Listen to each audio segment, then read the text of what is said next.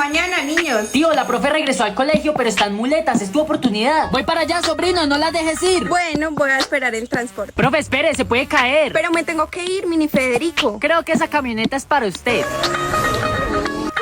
Hola, profesora. Me enteré que necesita un transporte de lujo. Gracias, pero no quiero molestar. No diga eso, profesora. Mini Federico, ayúdala a subir. Sí, tío.